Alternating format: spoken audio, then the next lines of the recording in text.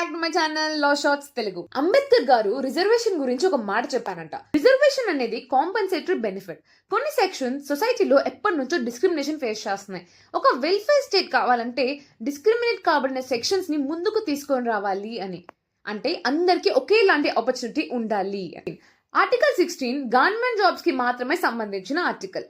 State లో ఉన్న అన్ని గవర్నమెంట్ పోస్ట్ కి అప్లై చేయడానికైనా అపాయింట్ అవ్వడానికైనా అందరికీ ఒకే ఆపర్చునిటీ ఉండాలి అని చెప్తోంది.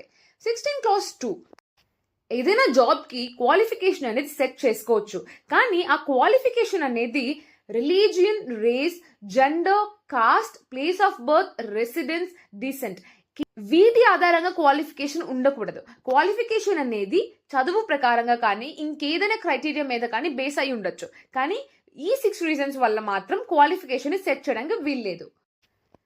కానీ మీరు డొమిసైల్ అనే పదం వినే ఉంటుంటారు కదా. కొన్ని ఎగ్జామ్స్ రాసినప్పుడు డొమిసైల్ వాళ్ళకి రిజర్వేషన్ అనేది ఉంటుంది. మరి ఎందుకు? ఆ డొమిసైల్ అంటే ఏంటి? పుట్టిన ఊరు మీద రిజర్వేషన్ ఉండడం. ఈ ఆర్టికల్ 16 ప్లేస్ ఆఫ్ బర్త్ మీద, రిలీజియన్ మీద, రేస్ మీద, జెండర్ మీద, రెసిడెన్స్ మీద, డిసెంట్ మీద ఎలాంటి క్వాలిఫికేషన్ సెట్ చేయకూడదని చెప్తోంది.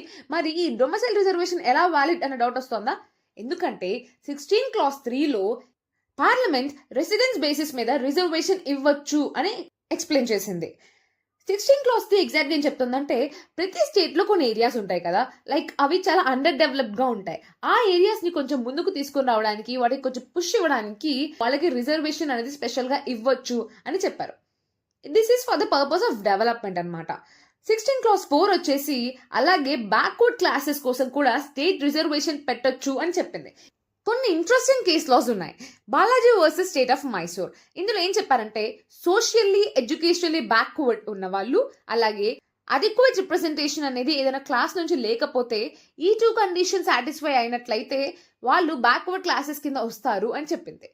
దేవదాసన్ వర్సెస్ యూనియన్ ఆఫ్ ఇండియా. ఈ కేస్ ని క్యారీ ఫార్వర్డ్ రూల్ కేస్ అని కూడా అంటారు. రిజర్వేషన్ లో ఉన్న సీట్స్ ఫిల్ కాకపోతే నెక్స్ట్ ఇయర్ కి అవి క్యారీ ఫార్వర్డ్ అవ్వచ్చు అనమాట. అలా ఒకసారి 17% సీట్స్ ఎస్సీ ఎస్టీకి రిజర్వేషన్ ఉండేది ఒకప్పుడు. అలా 1961 వచ్చేసరికి క్యారీ ఫార్వర్డ్ అయ్యి 64% సీట్స్ రిజర్వేషన్ కింద వచ్చాయి.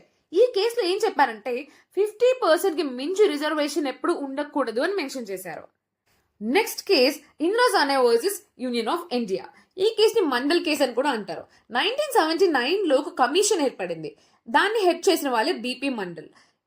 ఎస్ఈబిసి కింద ఎవరెవరు వస్తారు అన్న ఒక ఇన్వెస్టిగేషన్ చేయడానికి ఈ కమిషన్ పెట్టారు.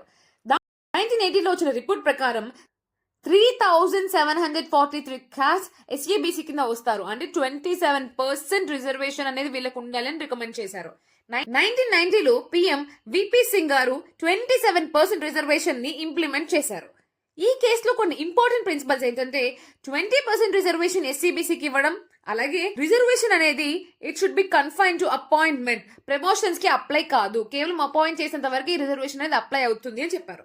తర్వాత రిజర్వేషన్ అనేది ఎట్టి పరిస్థితుల్లో 50% కి మించి వెళ్ళకూడదు అని, ఓన్లీ ఎక్స్ట్రాడినరీ సర్కమ్స్టాన్సెస్ లో మాత్రమే 50% కి మించి వచ్చని చెప్పారు. ఈ కేసు తర్వాత 16 clause 4A తీసుకొచ్చారు 77th అమెండ్మెంట్ ద్వారా. 16 clause 4A ఏం చెప్తోందంటే, ప్రమోషన్ కి కూడా రిజర్వేషన్ అనేది ఉండొచ్చు అని. అంటే ఇందాక చెప్పిన కేసు అనే ప్రిన్సిపల్ ని ఓవర్ రూల్ చేసింది. తర్వాత 16 clause 4B 81st అమెండ్మెంట్ ద్వారా కూడా తీసుకొచ్చారు. అదేంటంటే 50% సీలింగ్ కూడా అవసరం లేదు అని. అంటే ఇందాక చెప్పిన కేసులోని 2 ప్రిన్సిపల్స్ ని ఓవర్ రూల్ చేస్తూ 2 అమెండ్మెంట్స్ ద్వారా 2 ఆర్టికల్స్ వచ్చాయి. లాస్ట్ 16 clause 5 రిలీజియస్ ఇన్స్టిట్యూషన్స్ ఉంటాయి కదా, ఆ రిలీజియస్ ఇన్స్టిట్యూషన్స్ లో ఏదైనా ఆఫీస్ ఉంటే దాంట్లోని మెంబర్ అవ్వాలంటే ఆ రిలీజియన్ లోనే ఉండాలి అని రూల్ పెట్టుకోవచ్చు. అది ఈ ఆర్టికల్ కి వయలేషన్ కింద రాదు.